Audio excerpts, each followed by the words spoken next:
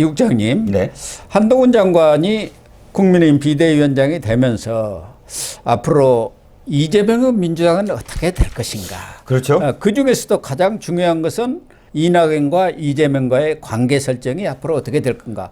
한동훈 국민의힘 비대위원장이 들어서면서 이재명으로서는 빨리 분란의 여지를 없애기 위해서 이낙연을 손절로 갈 것인지 네. 아니면은 단합해야겠다. 한동훈이 네네. 오니까. 그래서 포용하는 쪽으로 갈 것인지 네. 이게 좀 저는 관심이 되지 않을까 하는 그렇죠. 생각이 듭니다. 그렇죠. 지금 그러니까 민주당의 어떤 지지율이 완전히 박스권입니다. 예. 그러니까 안 움직여요. 뭘 해도 안 움직여요. 예를 들어서 상대적으로 윤 대통령의 불리한 기사가 나온다고 해도 그것이 움직이지 않는다는 건 이유가 딱 한 가지밖에 없습니다. 이재명과 관련된 리더십의 지금 한계가 딱 드러난 거예요. 예. 말씀하셨듯이 이재명 그럼 지금까지 정치인으로서 어떤 이미지입니까? 사이다 이미지. 예. 회도 난마해요. 그런데 지금 보세요. 자, 당이 지금 막 분당을 한다, 탈당을 한다, 신당을 한다, 이런 첫 번째, 자신의 정치 인생에서 첫 번째 결심을 해야 되는 상황이에요. 당대표 처음 해봤잖아요. 네. 국회의원도 처음 합니다. 네. 고작 성남시장 경기도지사밖에 그렇죠. 더 했어요. 아무것도 한게 그때는 없죠. 많은 사람들이 팀플레이가 아니에요. 자기 지시만 받으면 돼요. 너 이렇게 네. 저렇게 결정 내리고. 근데 당대표는 아니잖아요. 더군다나 총선을 앞두고는 다 아이고 안 돼, 난 말 안 들을 거야 하면 그걸 어떻게 설득해내겠느냐. 이게 당대표 리더십 첫 번째거든요. 그렇죠. 그런데 지금 이낙연이 신당 만든다고 목소리를 내는 게 벌써 며칠째입니까? 응? 그리고 그리고 여러 가지 어떤 이 자기 비판하는 목소리 비대위 통합 비대위 해라 이렇게 지금 주장한 것도 있는데 완전 고구마 있죠.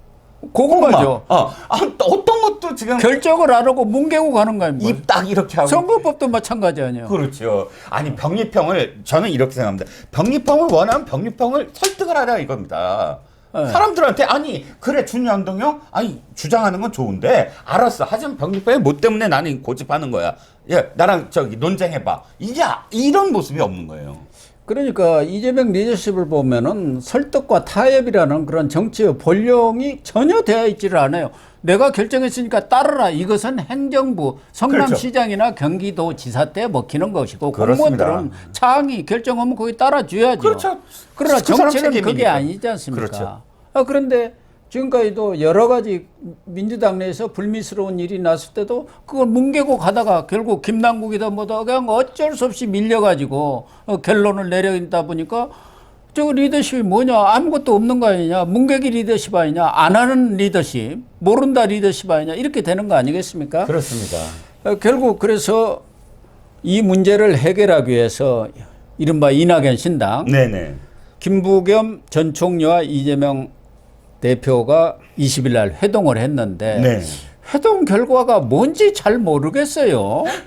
이게 선문답이냐 아니면은 동상이몽이냐. 그렇습니다. 어떻습니까? 그러니까 이재명이 지금까지 다 이랬어요. 어떤 문제가 첨예했을 때 네. 누구를 만나요. 그래서 참 사이다처럼 풀린 적이 없어요. 네. 이제 이낙연도 마찬가지거든요. 옛날에 이낙연 명락회동 그래갖고 이 미국에서 돌아와갖고 계속 연기하다가 세 번째 연기하고 딱 만났는데 나오니까 선문답이야. 아이고 우리가 민주당이 이겨야 됩니다. 힘을 합쳐서 그런 얘기 하려고 1시간 반 동안을 있을 리는 없잖아요. 어저께도 똑같았습니다. 김부겸 전 총리가 이낙연 대표를 좀 만나라. 그리고 연동형 비례대표의 취지를 지켜달라. 이렇게 이야기한 것으로 알려졌고요. 근데 거기에 대해서 사실 이재명 대표가 그냥 원론적인 얘기로 원론이 아니고 산이든 물이든 건너지 못할 게 없다. 자기가 성철 스님입니까? 산은 산이고 물은 물이다. 그 얘기 아닙니까? 이게 무슨 소리냐 이 말이에요. 그렇죠. 예. 정치에서는 좀 더 구체적인 그럼요. 그런 얘기가 나와야 하고 제가 듣기로는 김부겸 전 총리도 직접적이든 우회적이든 이재명 대표 이선 후퇴 네네네. 그리고 통합 비대위 이런 얘기도 했는데 네네. 발표에는 싹 빼버렸다는 거 아닙니까? 그렇습니다. 이재명이 아무 답변이 없었으니까. 그렇죠. 20일 날 그러니까 만났을 때 김부겸 전 총리가 지금 겉으로 이렇게 표현한 것 이상으로 자세하게 자신의 생각을 이야기했다고 합니다. 예. 뭐 그 민주당 쪽에서 얘기가 들려오는데, 근데 사실상 양쪽이 합의를 보지 못했으므로 또 이런 이야기들은 일단 뭐 안 한 걸로 하자, 이런 서로의 어떤 그 합의 하에서 구체적인 것이 아니라 굉장히 그냥 모호하게 서로 이야기를 나눈 것으로만 표현이 된 것이죠. 그래서 이낙연 전 대표는 회동 결과에 대해서 대단히 실망스럽다. 당 변화에 대해서 어떠한 진전된 얘기도 없어 보인다. 이렇게 지금 논평을 하고 나섰고, 21일에도 원칙과 상식에서 이야기하고 있는 통합 비대위, 네. 그 문제에 대해서는 상당히 의미 있게 보고 있다. 네네.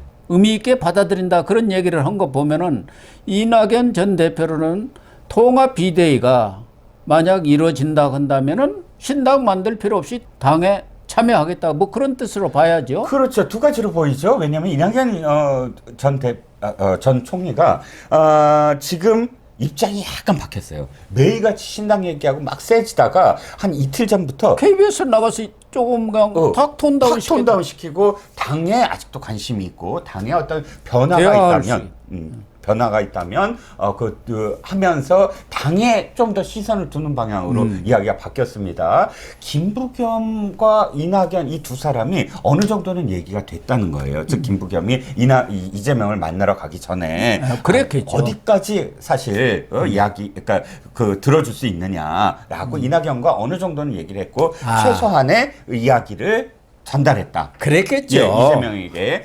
그냥 덜렁덜렁 갔겠습니까? 예. 이낙연 전 대표한테 네.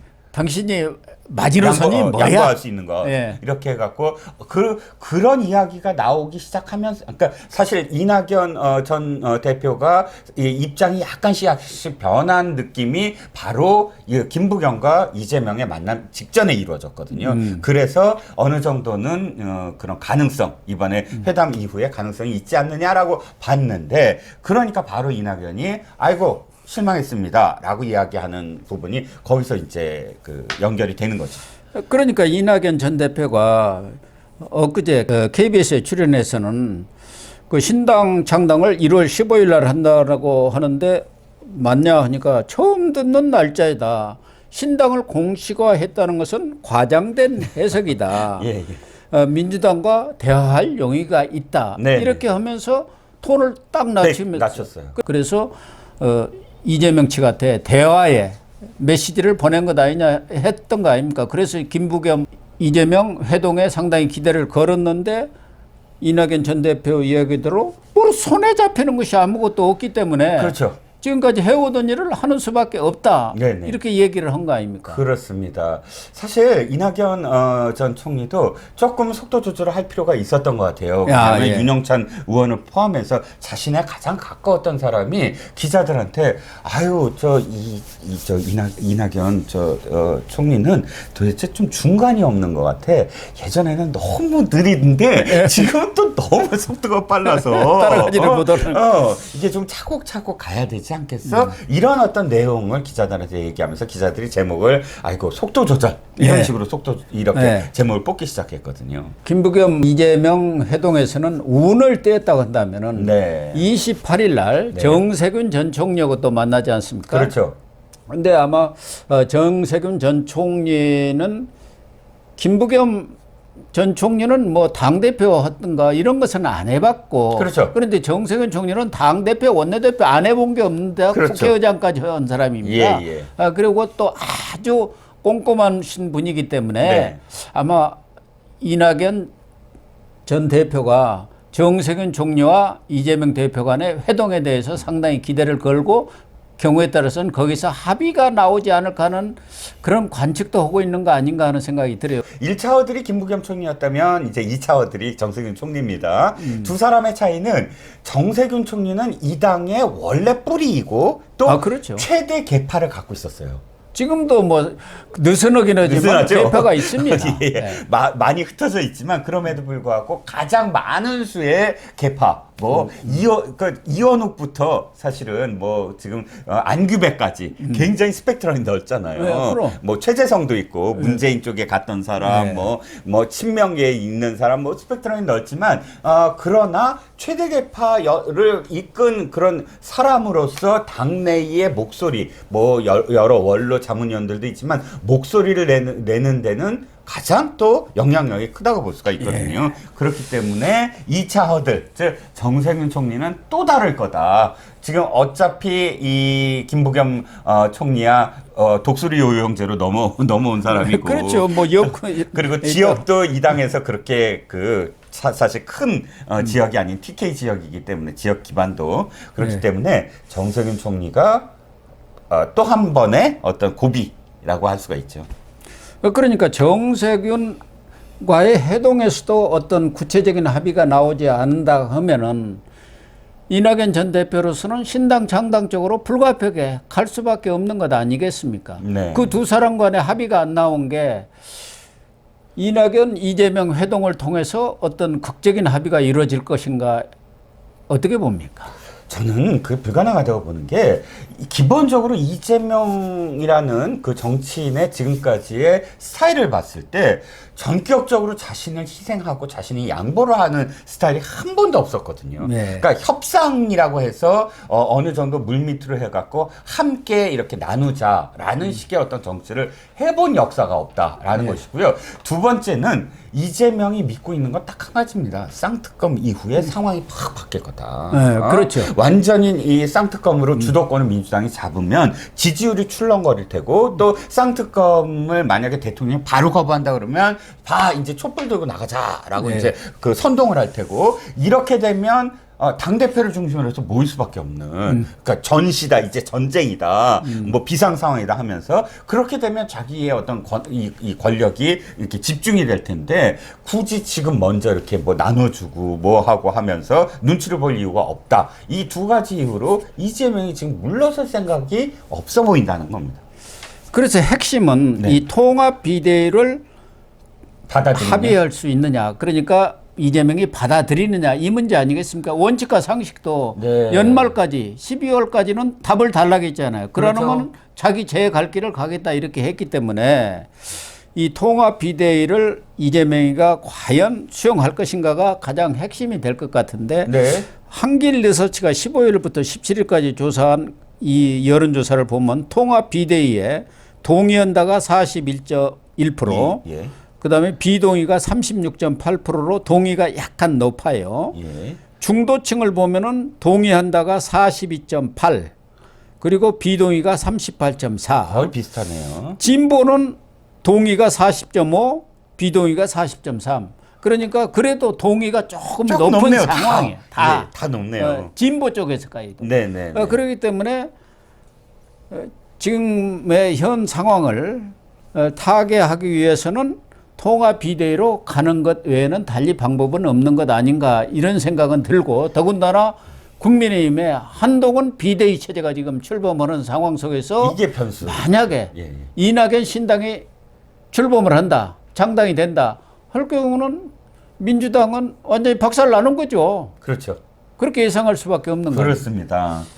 그러니까 네. 이재명으로서는 선택을 할 수밖에 없죠. 그래도 예. 좋다. 나는 내 그렇죠. 이재명 사당으로 끌고 가겠다 하면 네. 방법은 없죠. 그렇죠. 그러니까 어쨌든 이 사람이 결심을 하려면 똑부러지게 난 이 길 선택할 거야 하고 나를 따르라 해야지만 가능한데 네. 뭐 지금까지 의문스럽습니다. 그런데 한 가지 또 이 통합 비대위를 받지 못하는 이유 중에 하나가 자기를 옹호하고 자기의 몸빵을 해주고 홍위병을 역할을 했던 그룹들이 지금 친명계의 자객으로 나서서 온갖 군데 전부 다 꽂아놓고 싸우려고 해요. 그런데 만약에 통합 비대위를 가고 자기가 이선으로 물러난다 그러면 그 사람들이 갑자기 다 어떻게 됩니까? 그러면 다 이재명을 원망할 텐데요.